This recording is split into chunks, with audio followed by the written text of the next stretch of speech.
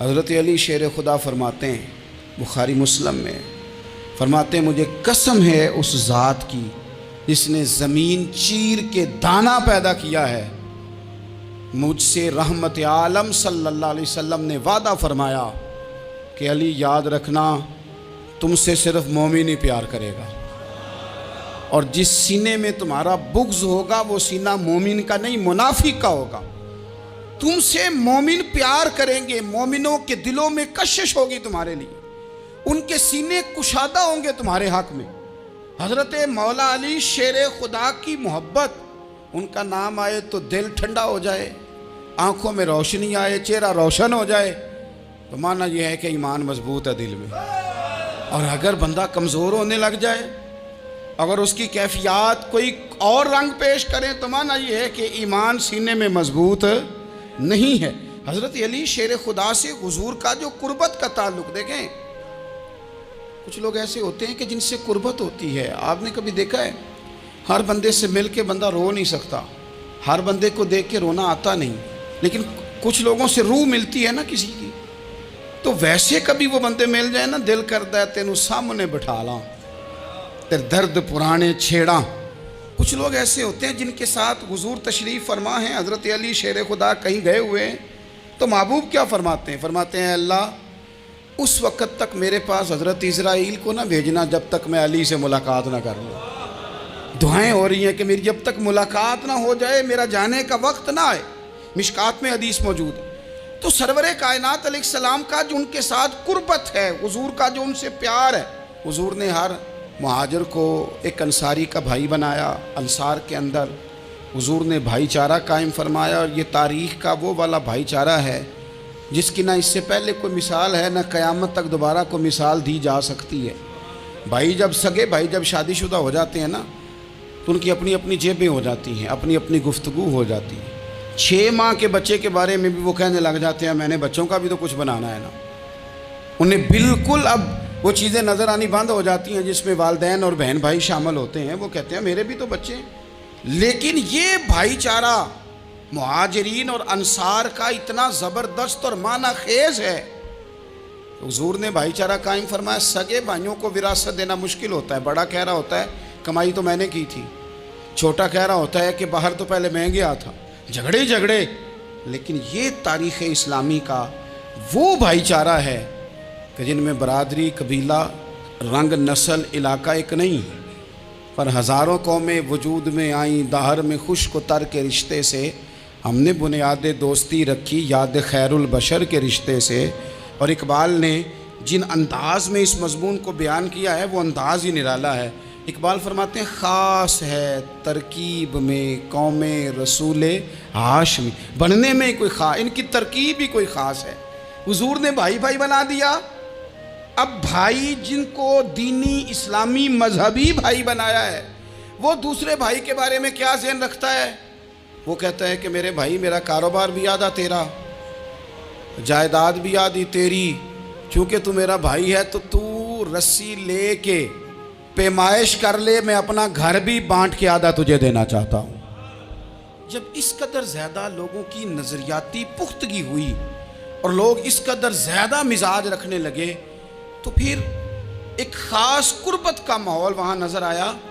پھر وہ جو مہاجر بن کے آئے تھے اور بہت زیادہ جن لوگوں نے جہاد کیا تھا، جد و جہد کی تھی، گھر بار چھوڑے تھے، پھر ان لوگوں کو زیادہ دشواری نہیں ہوئی، زیادہ آزمائش نہیں ہوئی دل لگانے میں اور مدینے میں رہنے میں، بڑی آسانی سے وہ لوگ وہاں رہنے لگے، اور بڑی جلدی ان کا مدینے سے اور اہل مدینہ سے پیار بڑھ گیا۔ تو میرے عزیز بھائیوں، حضور نے ہر انصاری اور مہاجر کو ایک دوسرے کا بھائی بنا دیا، سب کو بنا دیا۔ حضرت علی رہ گئے، اب یہ تو دونوں مہاجر ہیں، حضور بھی مکہ شریف سے آئے ہیں، حضرت علی بھی، بظاہر تو دونوں مہاجر ہیں، اگرچہ ساری زمین کے مالک رسول پاک ہیں، سب کو بھائی بھائی بنا دیا۔ تو اب ہر بندے کو بھائی مل رہا ہے، اور بھائی بڑے پیارے ہوتے ہیں۔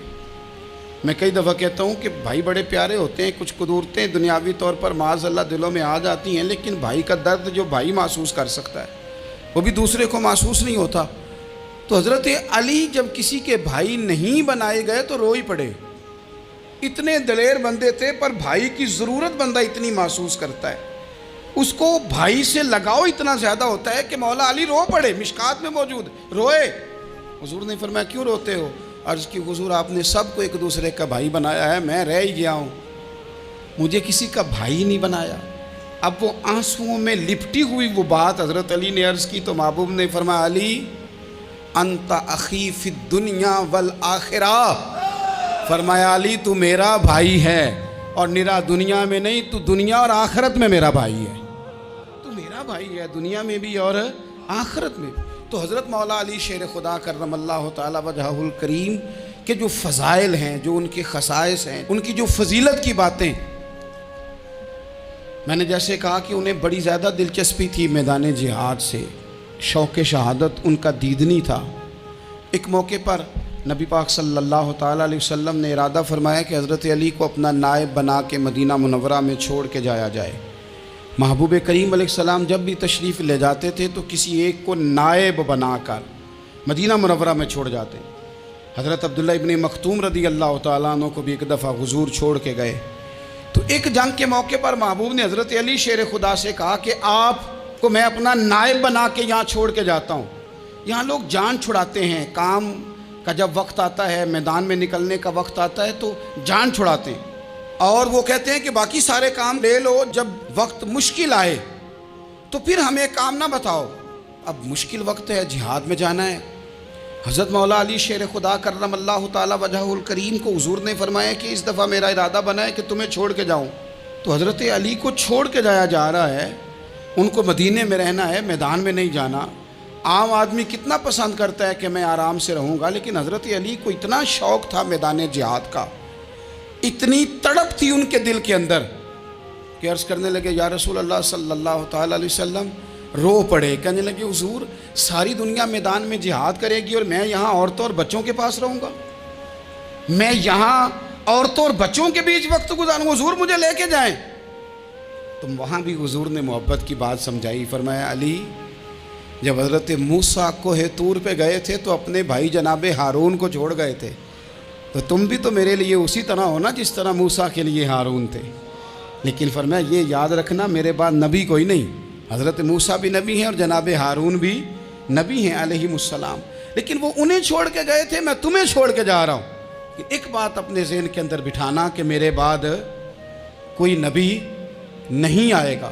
تو عزیز بھائی حضرت مولا علی شیر خدا کا جذبہ جہاد، اچھا پھر میں نے دیکھا ہے جس زمانے میں میں اور آپ رہ رہے ہیں، اس زمانے میں لوگ کمزور ہوتے جا رہے ہیں نفسیاتی طور پر، ڈری ڈری سی باتیں لوگ کرتے ہیں، سہمے سہمے سے جملے بولتے ہیں، اور یہ ہر بندے کا اپنا الگ ڈر ہے۔ دانشوروں نے لکھا ہے کہ غریب آدمی کا ڈر تھوڑا ہوتا ہے، اور جو اونچے عہدے پہ چلا جائے اس کا ڈر، یعنی زیادہ ہاتھ اپوزیشن کے نہیں بندے ہوتے، حکومت کے بندے ہوئے ہوتے ہیں۔ لوگوں کو ساتھ لے کے اپوزیشن نے نہیں چلنا ہوتا، حکومت نے چلنا ہوتا ہے۔ تو حکومت میں جب لوگ ہوتے ہیں تو ان کے اندر کمزوری آ جاتی ہے، جب آپ بڑے عہدے پہ چلے جاتے ہیں تو آپ کی مجبوریاں بھی بڑی ہو جاتی، ہر آدمی کہیں نہ کہیں کمزور پڑتا ہے۔ اور ہمارے ہاں تو لوگ ذرا بیمار ہو گئے تو گئے، اور آج کل جو سب سے بڑا مسئلہ ہے وہ یہ ہے کہ لوگ کیا کہیں گے، اور لوگوں نے بڑے بڑے لوگوں کو پاگل کر دیا ہے، بڑے بڑے لوگوں کو۔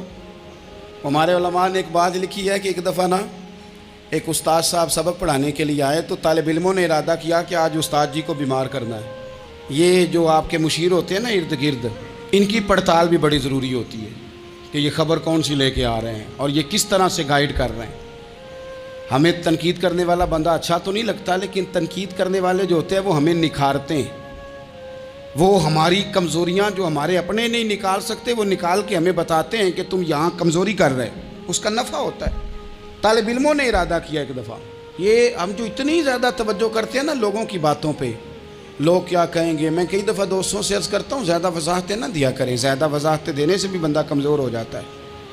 ہر وقت کا انداز وضاحتوں کا اور ہر وقت دفاعی محاذ پہ نہیں کھڑے رہنا چاہیے۔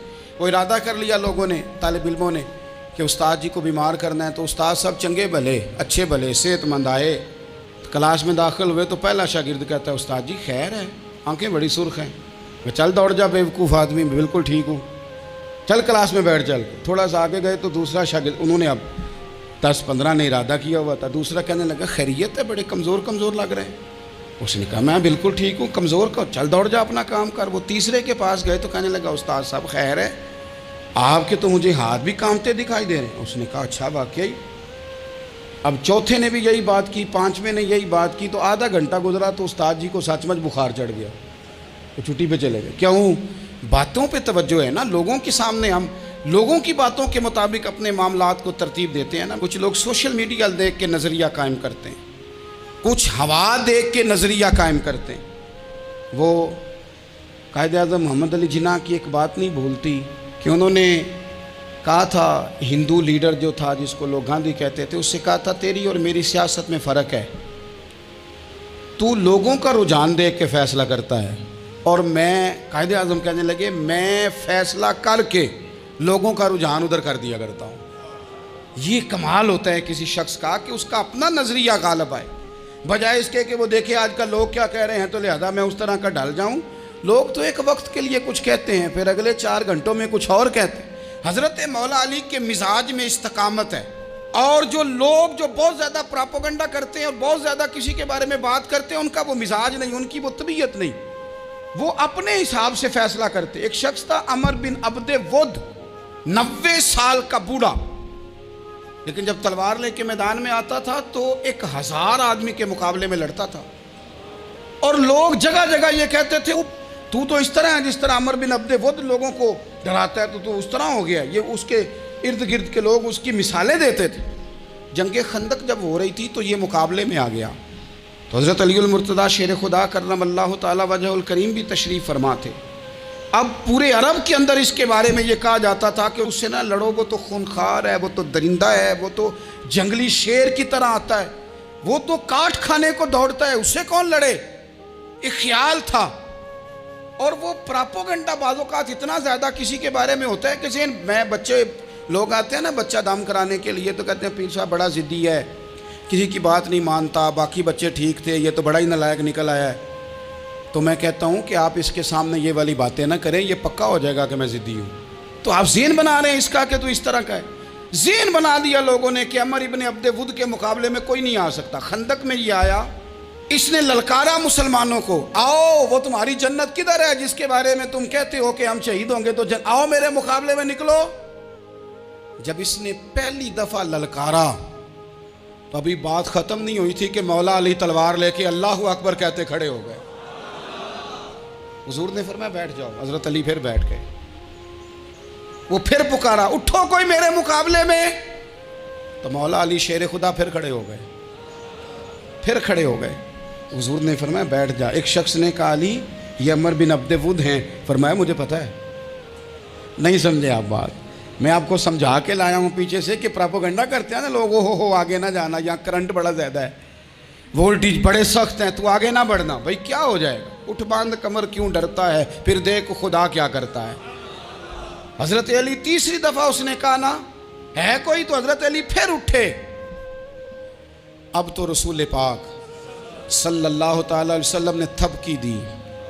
بعض جگہ یہ ہے کہ حضور نے خود تلوار تھمائی، سر پہ امامہ باندھا، اور حضور نے فتح یابی کی دعا فرمائی۔ حضرت علی گھوڑے پہ بیٹھے نکلے، اور جب اس کے سامنے گئے تو جا کے کہنے لگا میرا پتہ ہے۔ حضرت علی فرمانے لگے تو اپنا چھوڑ، میرا پتہ ہے تجھے، مجھے تو جانتا ہے۔ کہنے لگا میں 1000 کے مقابلے میں اکیلا لڑتا ہوں۔ حضرت علی شیر خدا فرمانے لگے پتہ نہیں تو کن سے لڑتا رہا ہے، جانے وہ کون ہے جن سے تو لڑتا رہا ہے، وہ کون 1000 تھے جو تیرے مقابلے میں آتے تھے، پتہ نہیں۔ تو کہنے لگا میرا نام میری ماں نے عمر بن عبد ود رکھا ہے۔ فرمایا چھوڑ تو، میری ماں نے میرا نام حیدر رکھا ہے۔ کہنے لگا تیری عمر چھوٹی ہے، کوئی بڑا لا۔ فرمانے لگے یہ تو جب پنجے میں پنجہ ملے گا تو پتہ چلے گا عمر کس کی چھوٹی ہے، ابھی تو کہانیوں سے متاثر کرنا چاہتا ہے، تو چاہتا ہے کہ تو پریشر ڈالے اور میں تیری بات سنوں، تو مقابلے میں آ، ڈینگے نہ مار، کہانیاں نہ سنا، دیواریں ہلتی رہتی ہیں اور در کانپ جاتا ہے۔ علی کا نام سن کے اب بھی خیبر کانپ جاتا ہے، تو مقابلے میں آ، تو باتیں بنا رہا ہے، کہانیاں سنا رہا ہے۔ وہ کہنے لگا تو بچہ ہے، میں چاہتا نہیں تیرا خون بہاؤں۔ تو حضرت علی کہنے لگے میں بڑے دن سے پریشان ہوں کہ کسی بے ایمان کا خون بہایا کیوں نہیں، میرا بڑا دل کر رہا ہے تیرا خون بہاؤں۔ اس نے بڑی زوردار ضرب لگائی، غصے میں اتنا پاگل ہوا، کیونکہ اس کے بارے میں معروف تھا کہ وحشی مزاج آدمی، اتنا سخت پاگل ہوا غصے میں کہ اس نے اپنے گھوڑے کے پیر کاٹ ڈالے، پہلے تلوار گھوڑے کو دے ماری، اس کو کاٹ کے دوڑا۔ یہ کیوں کرتے تھے لوگ؟ عرب کے لوگ اس وقت یہ کام کرتے تھے کہ ہم نے گھوڑا ہی مار ڈالا ہے تاکہ ہم بھاگ نہ سکیں۔ کہتے ہیں نا کشتیاں جلا دی ہیں کہ اب واپس جانے کا راستہ ہی بند ہو جائے، گھوڑے کے پیر کاٹ ڈالے کہ بھاگنا نہیں، اور بڑی زور سے اس نے ضرب لگائی حضرت علی پر۔ حضرت علی نے جب روکی تو وہ ڈھال ٹوٹ گئی حضرت مولا علی کی، اور آپ کے امامے کو اس کی تلوار بھی لگی۔ آپ نے فرمایا دکھا لیا تو نے زور، اب میری باری ہے۔ حضرت مولا علی شیر خدا کا قد بظاہر چھوٹا تھا، صحابہ کہتے ہیں ہم دور سے دیکھ رہے تھے، اللہ اکبر کہہ کے تھوڑا سا زمین سے وہ اٹھے، تھوڑا سا اٹھے، اور پھر دوبارہ نہیں انہیں تلوار چلانی پڑی، ایک ہی ضرب لگائی اور اس کے 2 ٹکڑے کر کے اسے زمین پہ پھینک دیا۔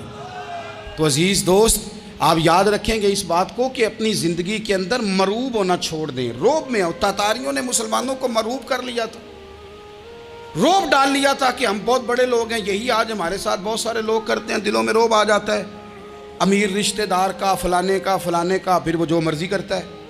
تاتاریوں کی ایک بی بی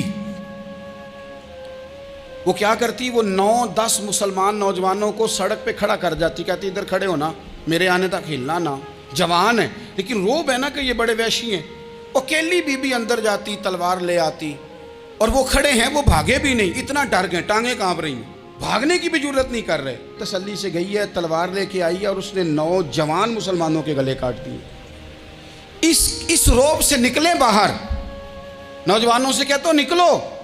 اور جن لوگوں نے دنیا میں انقلاب برپا کیا وہ غریب گھروں کے تھے، وہ لوگ تھے کہ جو بظاہر کسی بڑے قبیلے سے نہیں تھے۔ آپ محنت کریں، تعلیم حاصل کریں، جد و جہد کریں، مشقت کریں، اپنی زندگی میں کچھ مقاصد کے حصول کے لیے آگے بڑھیں۔ اور اگر آپ کہیں کہ دائیں بائیں میرے فلاں آدمی مجھے یہ مشورہ دے رہا ہے، تو کچھ لوگ دنیا میں باتیں کرنے آئے ہیں، انہوں نے باتیں کرنی ہیں اور بڑا فائدہ ہوتا ہے، ان کو باتیں کر لینے دیں، ان کو کرتے رہنے دیں۔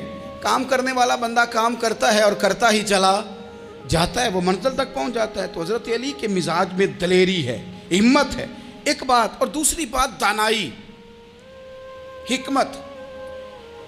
یہ جو ہمارے فیصلے ہیں نا جذباتی، اور جناب آج فلانے نے یہ کہہ دیا تو میرا پروگرام یہ بن گیا، تو پھر کل کسی نے اور کچھ کہہ دیا تو میرا پلان اور بن گیا۔ میں سب سے زیادہ ان لوگوں کے حق میں پریشان ہوتا ہوں جو سویرے کچھ اور کہتے ہیں، دوپہر کو کچھ اور کہتے ہیں، شام کو کچھ اور کہتے ہیں۔ بھئی آپ کا کوئی نظریہ ہونا چاہیے، کوئی ویژن ہونا چاہیے زندگی میں، آپ کے اندر کوئی حکمت اور دانائی ہونی چاہیے۔ اس کے لیے کیا کرنے کی ضرورت ہوتی ہے؟ اس کے لیے ضرورت ہوتی ہے کہ آپ کا ذہن ایک طرف ہو۔ میرے اسا فرمایا کرتے تھے زندگی میں ایک کام کر لو پر صحیح کر کے کر لو۔ ہم نے ایک تو سارے کام کرنے ہیں۔ آج کل ہر بندہ صحافی ہے، ہر بندہ تجزیہ نگار ہے، ہر بندہ سیاستدان ہے، ہر بندہ ہی مفتی ہے، ہر بندہ ہی جناب واعظ ہے، ہر بندے کے پاس ہی کچھ مسئلے۔ اس کا نقصان یہ ہے کہ کسی کے پاس بھی کچھ نہیں۔ وہ کسی درویش نے کہا تھا کہ جب سب لیڈر ہوں تو سمجھو کوئی لیڈر نہیں، کیونکہ سارے جو لیڈر ہو گئے۔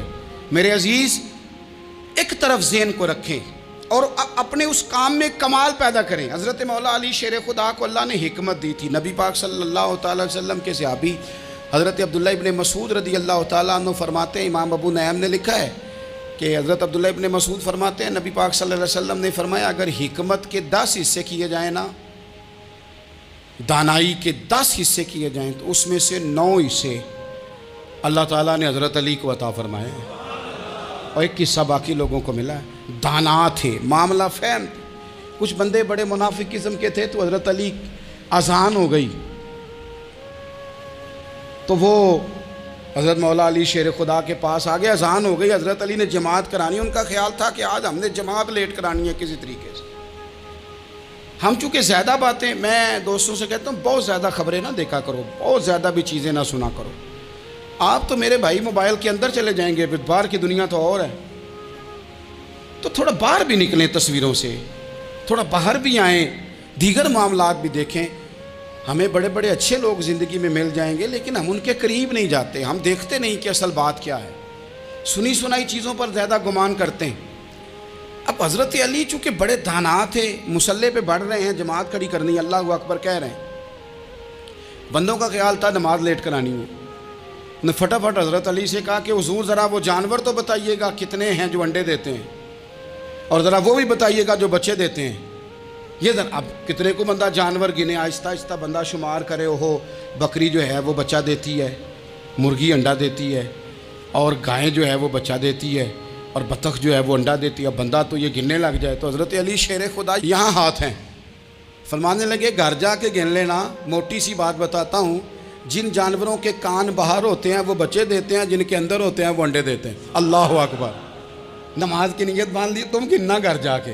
موٹی سی بات بتا دیتا ہوں، وہ صاحب کہتے ہیں میں حضرت علی رضی اللہ تعالیٰ عنہ کو الجھانے آیا تھا، میں خود بڑا الجھ گیا۔ یہ کیا ماجرا ہے، کیا معمہ ہے کہ دو فکروں میں انہوں نے بات کو سمیٹا اور کمال کر دی۔ کہنے لگے گھر جا کے گننا، یہاں ٹائم نہیں، نماز کا وقت ہے، بس جن کے کان اندر ہے نا وہ انڈے دیتے ہیں، اور جن کے باہر ہیں وہ جا کے حساب کرنا۔